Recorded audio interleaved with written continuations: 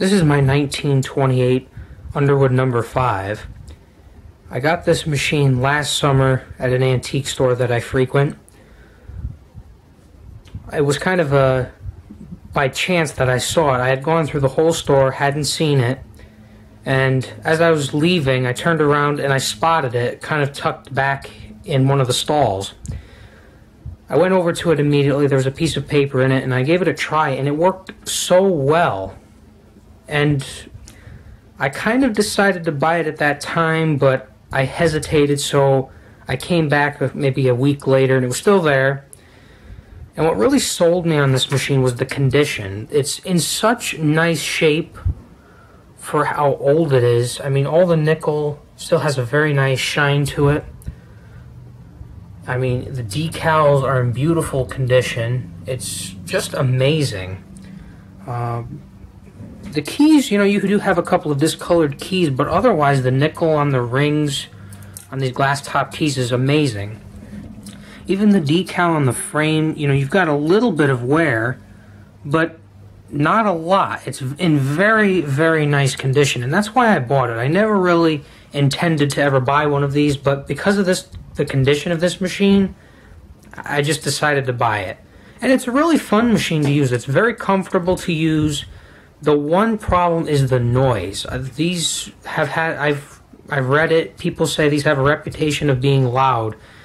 And I do have, it's funny, I just did it by chance. I put my Remington noiseless next to this machine. And so I kind of jokingly thought, well, the loudest machine in my collection is next to the quietest. So, but getting away from that, pretty cool machine. You've got these paper fingers here that flip up. I just flip them up out of the way just so that the rollers don't have flat spots in them, because the platen and all the feed rollers are in pretty good shape on this machine. Another plus to buying it. You've got your line space lever here with your line space lever switch. You've got 1 through 3 there. You can't really see it. There's 1 through 3 on that piece of metal there. You've got your fine line adjustment here, as well as I call it, the coarse adjustment. This is for writing on lined paper or a sheet with lines on it or what have you. You've got carriage release over there, as well as over here. You've got this thumb catch here, so you can, when you're releasing the carriage, or even just pulling the carriage back over.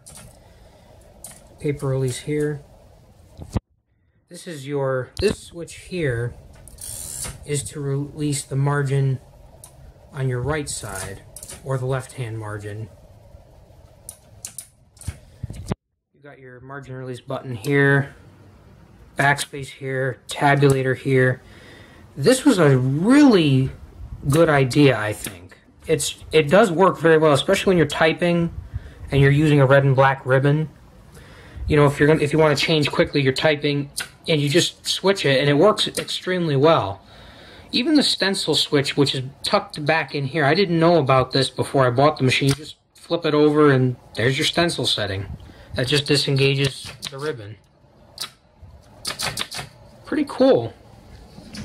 And it's just such a cool machine too to see, all the mechanics working.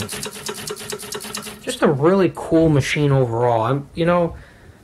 I'm kind of sad I didn't buy one of these sooner, but it's a fun machine. Very nice to use. You got your carriage lock, or your shift lock rather, over there, and then you release it by pressing down on the opposite key, shift key.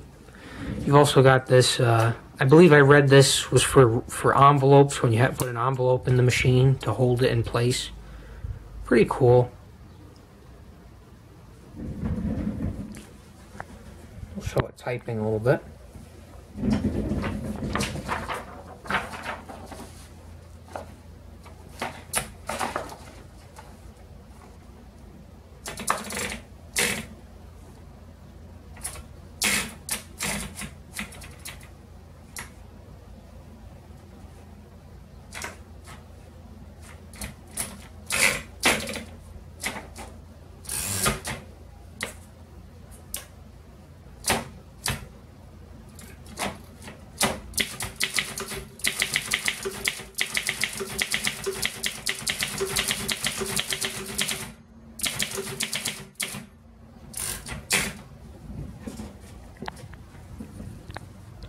There you go.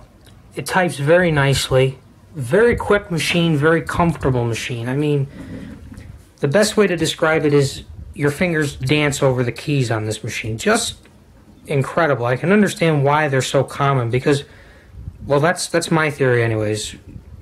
When there's a lot of a certain type of machine, be it Remington Portables or Underwoods, they're around for a reason. People hung on to them because they were good machines. It's kind of like a Model T or a Model A Ford.